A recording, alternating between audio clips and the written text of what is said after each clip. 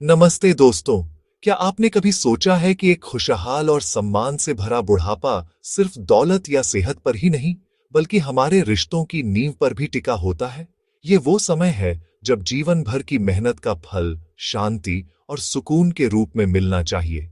लेकिन अक्सर ऐसा होता नहीं है। क्यों? हमारे प्राचीन ग्रंथ, हमारे पुराण हमें बताते हैं कि कुछ गलतियां, कुछ व्यवहार हमारे जीवन के अंतिम पड़ाव पर भारी पड़ सकते हैं। पुराणों में हम एक ऐसे बेटे की कहानी पढ़ते हैं जो अपने पिता का अपमान करता है और अनजाने में अपनी आने वाली पीढ़ियों के लिए दुर्भाग्य और अशांति का दरवाजा खोल देता है। उसका वंश अपनी जड़ों से कट जाता है। हम एक ऐसे राजा के बारे में भी पढ़ते हैं जो सिर्फ लालच का पीछा करता है और अंत में गुमनामी और अपमान की मौत मरता है। उसका सारा वैभव मिट्टी में मिल जाता है। ये कहानियां सिर्फ किस्से नहीं, बल्कि जीवन के गहरे सबक हैं। और आज मैं पत्नी के व्यवहार के ऐसे 3 ढंग बता रहा हूं जो हमारे पवित्र ग्रंथों के अनुसार, जैसे कि गरुड़ पुराण, शिव पुराण और विष्णु पुराण में वर्णित है। अगर इन पर ध्यान न दिया जाए तो ये पति के बुढ़ापे को शांति की जगह अराजकता और अकेलेपन में बदल सकते हैं। लेकिन रुकिए, यह किसी पर दोष मढ़ने की बात नहीं है। ये चेतावनी देने वाली कथाएं हैं, चेतावनियां हैं। ये वीडियो पति और पत्नी दोनों के लिए है, क्योंकि हमारा अंतिम लक्ष्य एक ही है, आपसी समझ और सद्भाव।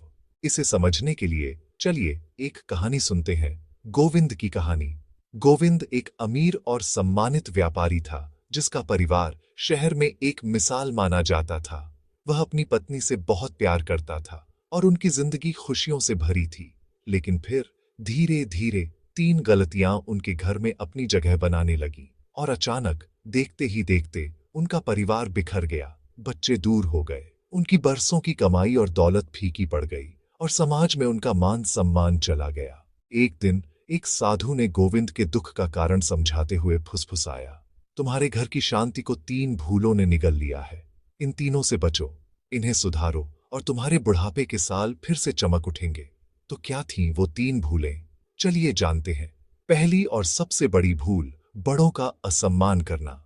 यह सिर्फ ऊंची आवाज में बात करना नहीं है, यह उनके अनुभवों का मजाक उड़ाना, उन्हें अकेला महसूस कराना या घर के फैसलों में उन्हें पूरी तरह से हाशिए पर कर देना है।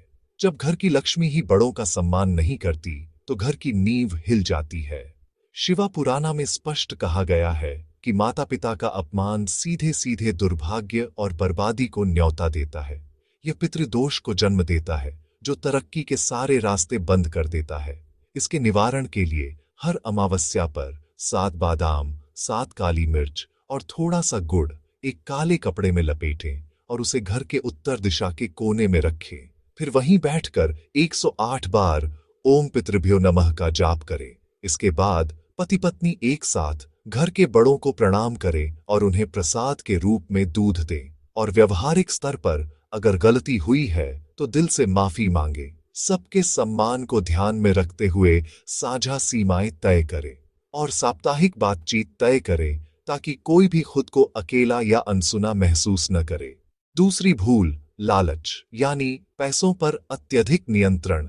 जब पत्नी पति की कमाई पर जरूरत से ज्यादा कड़ा नियंत्रण रखती है, हर खर्चे का हिसाब मांगती है और उसे अपनी मर्जी से खर्च करने की आजादी नहीं देती, तो यह पैसे का प्रबंधन नहीं बल्कि शक्ति का खेल बन जाता है। यह पति के आत्मसम्मान को ठेस पहुंचाता है और घर में लक्ष्मी के वास को रोकता है। विष्णु पुराण हमें चेतावनी देता है, बिना धर्म और सद्गुण के कमाई हुई या रखी हुई दौलत हमेशा पतन और विनाश ही लाती है। इस दोष को दूर करने के लिए हर शुक्रवार 9 सिक्के, थोड़ी हल्दी और गुड़ एक पीले कपड़े में लपेटें और उसे घर की पूर्व दिशा में रखें। फिर 51 बार ओम श्री ह्रीं क्लीं महालक्ष्म्याय नमः का जाप करें। और सबसे जरूरी, पति पत्नी एक साथ मिलकर किसी जरूरतमंद को भोजन कराएं। यह साझा दान धन के प्रति मोह को कम करता है। और तीसरी भूल, चुगली और नकारात्मकता। लगातार पति की या उसके परिवार की बुराई करना, दूसरों के सामने उन्हें नीचा दिखाना, यह एक धीमे जहर की तरह है जो घर की खुशियों को खत्म कर देता है। गरुड़ पुराण ऐसे व्यवहार को बीमारी, कलह और सामाजिक अलगाव के बीज के रूप में देखता है। जिस घर में सकारात्मक ऊर्जा नहीं होती वहां स्वास्थ्य और समृद्धि भी नहीं टिकते। इस नकारात्मक ऊर्जा को काटने के लिए हर मंगलवार को 5 सूखी लाल मिर्च, थोड़ा गुड़ और एक नींबू एक लाल कपड़े में लपेटें और उसे घर की दक्षिण दिशा में रखें। 108 बार ओम हनुमते नमः का जाप करें और घर में लोबान या गुग्गुल का धुआं करें। व्यवहारिक स्तर पर रोजाना 5 मिनट का कृतज्ञता आदान प्रदान करें, जहां आप एक दूसरे की अच्छी बातें बताएं, और घर में रात 8 बजे के बाद चुगली निषेध का नियम बनाएं। अगर ये भूलें बहुत गहरी हो चुकी है तो एक अतिरिक्त प्रायश्चित विधि है। लगातार 9 दिनों के लिए एक मिट्टी के बर्तन में थोड़ा गाय का दूध, गुड़, हल्दी, काली मिर्च और लाल मिर्च डालें और उसे अपने घर के आंगन या किसी गमले की मिट्टी में दबा दें और हर रात 1008 बार ओम नमो भगवते वासुदेवाय का जाप करें। यह एक गहरा शुद्धिकरण उपाय है। याद रखिए, ये उपाय तभी काम करते हैं जब इन्हें सच्चे बदलाव के साथ जोड़ा जाए। व्यवहार में दया, पैसों के मामले में स्पष्टता और रिश्तों में साझा संस्कार। ये सिर्फ टोटके नहीं, बल्कि आपके इरादों को शक्ति देने के माध्यम हैं।